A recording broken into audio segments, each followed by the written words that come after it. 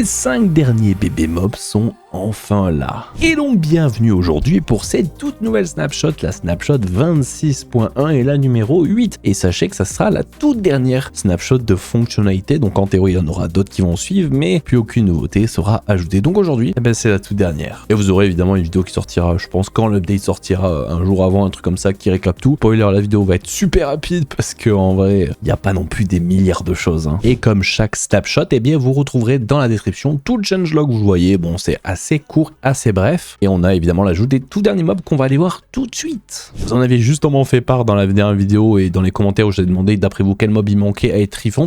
C'est ces 5 qui sont ici, qui sont évidemment le bébé panda qui a bien été mis à jour. Et au passage, il manquait celui-ci parce qu'en fait, il n'y en a pas 5, il y en a 6 avec la version en fait marron du panda. Alors savoir que j'ai essayé de les faire spawn avec les yeux différents parce que pour les gens qui savent pas, chaque panda en fait a une tête un peu différente. Je crois qu'il y en a 6 si je me trompe pas. Regardez, lui, il a rien de spécial. Lui non plus, j'ai zéro luck. Ah, regardez, il y en a un qui est juste ici, là, qui a quelque chose de différent. Juste ici. Voilà, juste là. Mais donc, d'après les spawns que j'ai essayé de faire, il y en a aucun en version bébé qui a des têtes différentes. Peut-être que si, en tout cas, j'ai pas réussi à le faire, peut-être que vous y avez réussi. N'hésitez pas à le dire dans l'espace commentaire. Ensuite, on a la version Strider qui est très spéciale quand même. Alors là, c'est parce qu'il a froid, mais ouais, il est somme toute différent quand même. Ensuite, moi, je le voyais pas venir, mais ils ont fait la version Sniffer qui est, en vrai, on va pas se mentir, très similaire à celle de l'avant. Je dirais qu'elle est un poil moins grande et peut-être que la texture est un peu plus claire ici comparé au vrai Sniffer, j'ai l'impression, t'as vu. Mais sinon, rien de spécial en vrai, mais plutôt cool. Et pour finir, les deux derniers qui sont ici, qui sont le Hoglin et le Zoglin, donc la version zombie et la version de base dans le Nether, qui sont en version bébé.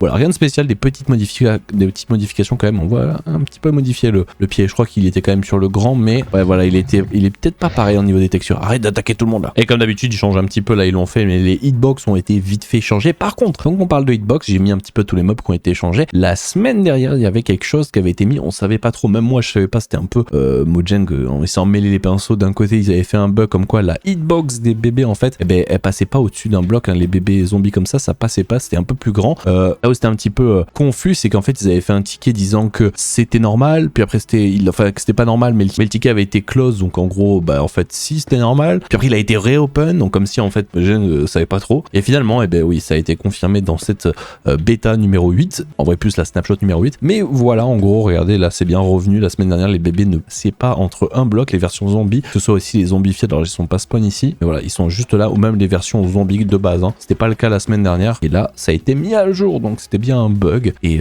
c'est à nouveau possible, parce que c'était un peu abusé. Genre, tu mettais juste un bloc et les bébés ne passaient pas. Alors, je suis en train de voir, ils ont mis à jour aussi les chevreaux, et plus précisément, non pas ceux-ci, mais les versions grandes, et pas n'importe quel type de cheval grand, parce qu'en fait, c'est un petit peu comme certains mobs ou comme les poissons, ce genre de choses. Il y a, je crois, 1, 2, 3, 4, 5, 6, 7 versions de cheval, mais par contre, chaque version de cheval a 2, 4, 5. À 5 versions avec donc, je sais pas si on peut dire des pelages, je suis pas sûr sur un cheval qu'on puisse dire ça, mais en gros, le cheval a des taches, des fois il est tout clair là, tu vois, c'est tout le temps la même variation. Et par exemple, le cheval qui est juste ici, lui n'a pas de taches. Et en gros, ce qu'ils ont changé, je vais le summon, ils ont changé ici, donc voilà, cette version-là, qui était pas pareille avant, et en fait, ils l'ont changé en version grande pour convenir aux versions bébé. Voilà, je l'ai pas summon, cette version-là. Par exemple, si je teste, je crois que c'est la 1025, si là aussi je me trompe pas, et normalement, ça c'est la version bébé. Donc ça, c'était la version bébé qu'ils avaient changé, et pour qu'elle soit plus cohérente avec la grande, ils ont changé la grande. Donc voilà, bon, est-ce que c'est intéressant? Alors là, c'est la version marron, mais vous pouvez tester avec toutes les versions de couleur de cheval, ça ne change rien. Oh, je suis allé sur une vieille map de snapshot, ça date pas mal, ça date même de la dernière game drop quand ils avaient ajouté les NPC, parce qu'ils ont acheté une touche quand vous êtes en créatif, vous faites CTRL-clic, donc ça au passage c'est très utile. Par exemple, s'il y a un chest, une shulker, un contenant, un bloc bien spécifique et tout, tu vois, je fais ça, je fais ton CTRL-clic, je le repose, ça me garde en fait alors c'est plus des NBT tags, mais non, mais les components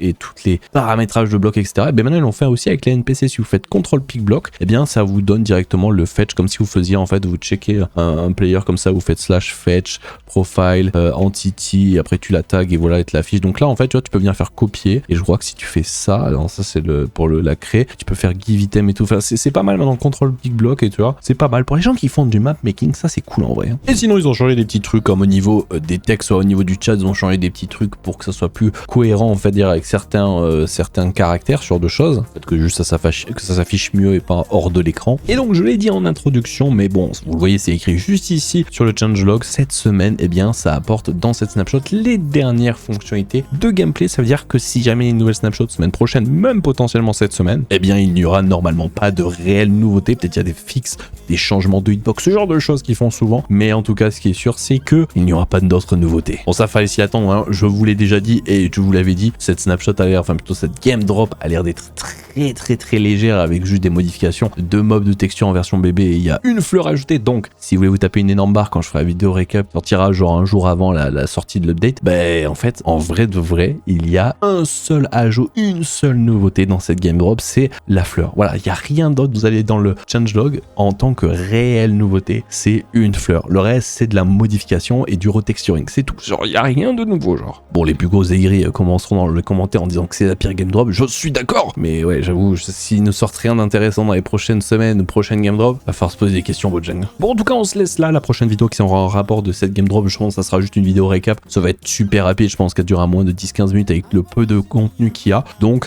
eh bien, c'est tout pour cette game drop. Nous, on se retrouvera si jamais venez sur Twitch. On sera en live demain, après-demain. Donc, venez. Et si jamais, eh bien, tout simplement, il y aura une Minecraft live, je pense, vers peut-être fin mars, un truc comme ça. On n'a pas la date, je vous ferai peut-être une vidéo, mais je serai en live pour cette Minecraft live et on verra quelle sera la prochaine game drop, la deuxième game drop de 2026. Donc, eh bien, rendez-vous à ce moment-là pour voir le futur de Minecraft. Allez, ciao les gens.